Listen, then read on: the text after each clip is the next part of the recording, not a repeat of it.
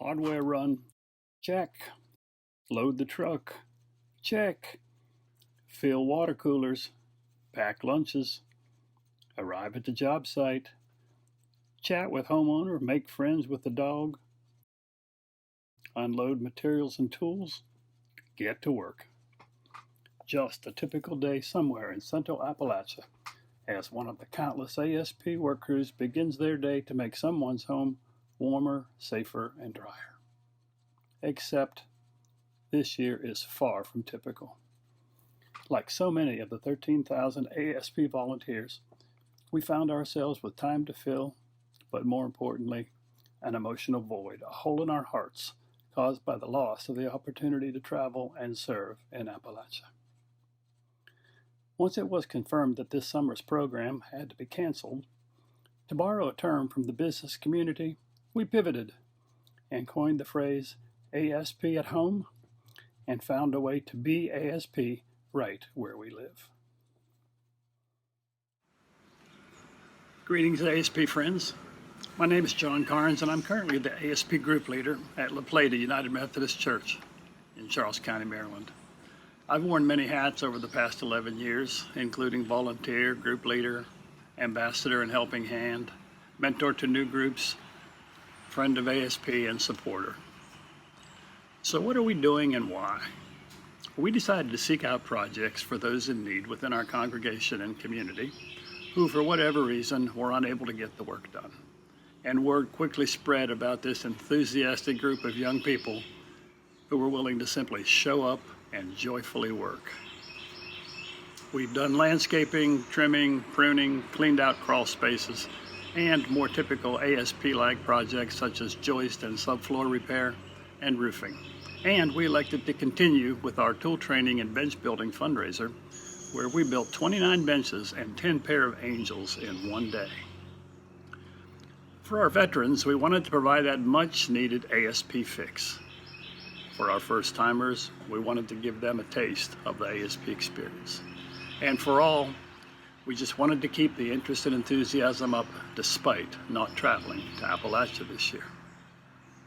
Please watch as we highlight our projects and engage with the homeowners. Thanks.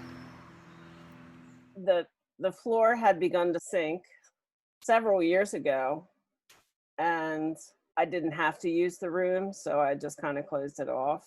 It made me feel as though it was a problem that I just had no way of being able to fix. And you guys showed up, and it was like a well-oiled machine that I got to stand back and watch unfold. There were people under the house, there were people on the roof, there were people in the room. You could see from the crawl space through the house. So it really was, it just was amazing. Just it's safer and it's drier, and I can stand in the corner now. And so it's just really amazing. Okay. Well, I have custody of 2 grandchildren, and my husband has terminal cancer. So working in the backyard has not been a priority for the past year. And the bushes had gotten overgrown. There were weeds everywhere. So ASP was phenomenal. They came in and dug a new flower bed, planted bushes that would thrive on the side of the house. They trimmed all the bushes. They cleaned up all the weeds.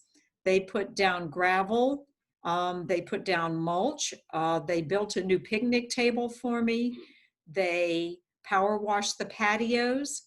And I thought what was a really nice thing that they did was my grandsons were able to participate, and the ASP volunteers were able to teach them how to do some of the jobs. So it's been a real blessing to just have the backyard cleaned up. It would have taken me months, the entire summer, to have cleaned up the backyard, and ASP volunteers were able to do it in just a couple of weekends.